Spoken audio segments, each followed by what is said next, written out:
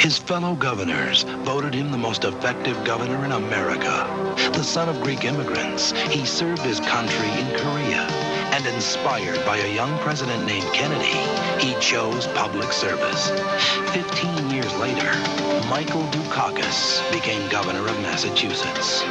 With the determination of a marathon runner, he wiped out huge budget deficits, cracked down on corruption, cut taxes, and led an economic turnaround they call a miracle.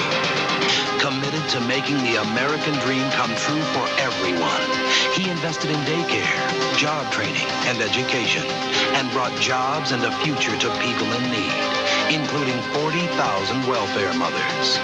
Strength, innovation, caring. A quarter century of making a real difference in the lives of real people. Mike Dukakis, a president for the 90s.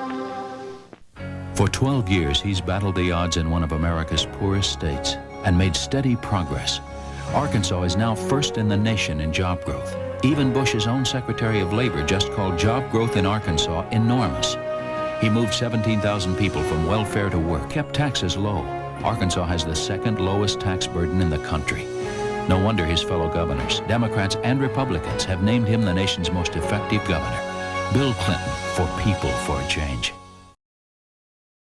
He's been hailed as the Republican Party's best hope to win the White House. As governor, he signed the 2 largest tax cuts in Texas history. He reduced the growth of state government spending to the lowest in 40 years. He improved public schools by restoring local control, raising standards, and returning to basics. He cut welfare rolls in half, reduced junk lawsuits, and cut juvenile crime 38%. George W. Bush, a compassionate conservative leader, a fresh start for America. He took classes at night to get into medical school, volunteered in an emergency room in the South Bronx, and with his wife Judy, Howard Dean became a family doctor, hoping to make a difference one life at a time.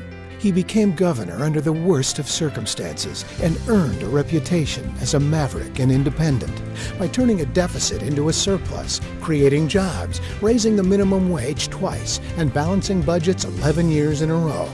And while Washington talked, Howard Dean provided health care coverage for nearly every child in his state and a prescription drug benefit for seniors. Now he's running for president to repeal the Bush tax cuts, restore a foreign policy that reflects American values, and break the special interest gridlock to provide health insurance for every American.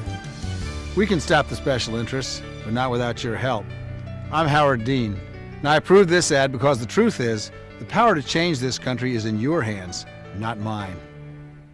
In the most liberal state in the country, one Republican stood up and cut spending instead of raising taxes. He enforced immigration laws, stood up for traditional marriage and the sanctity of human life.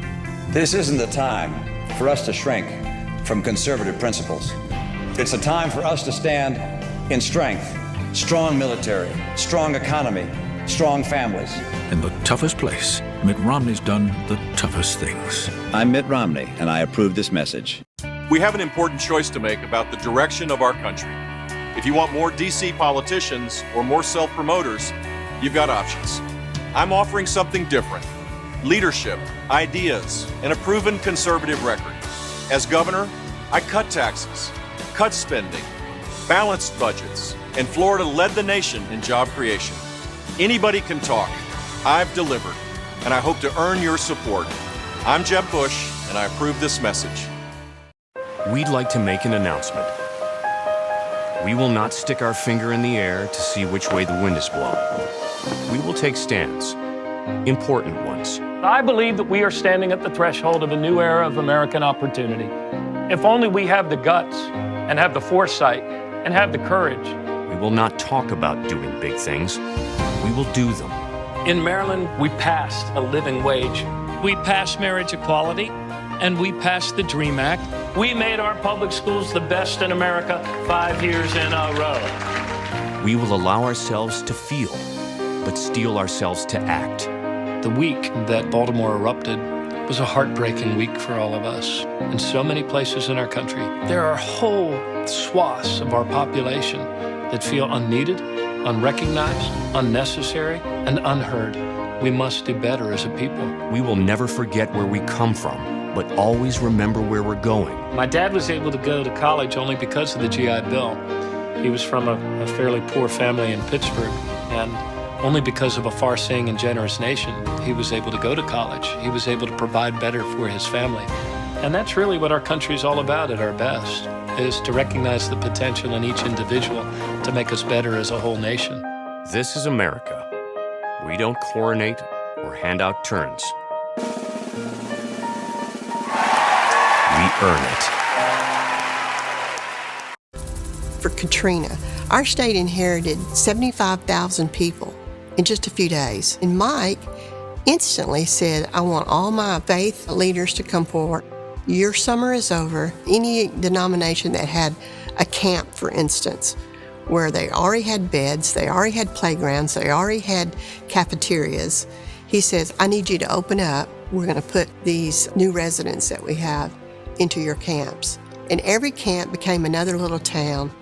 They loved them. They took them in. And so much so that some people didn't even want to leave. The whole thing was, Mike said, people first, paperwork later. Don't treat these people like boxes.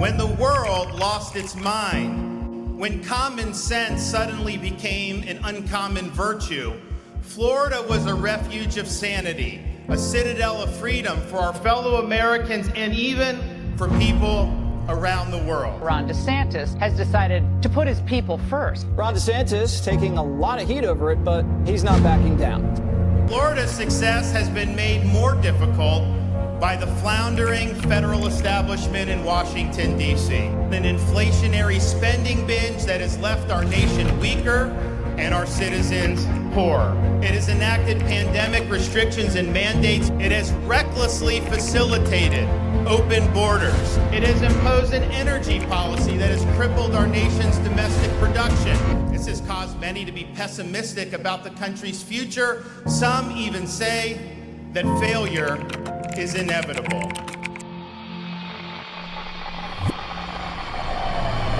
Florida is proof positive that we, the people, are not destined for failure. DeSantis wins. He has made a promise, and he's making good on the promise. Florida is leading the nation.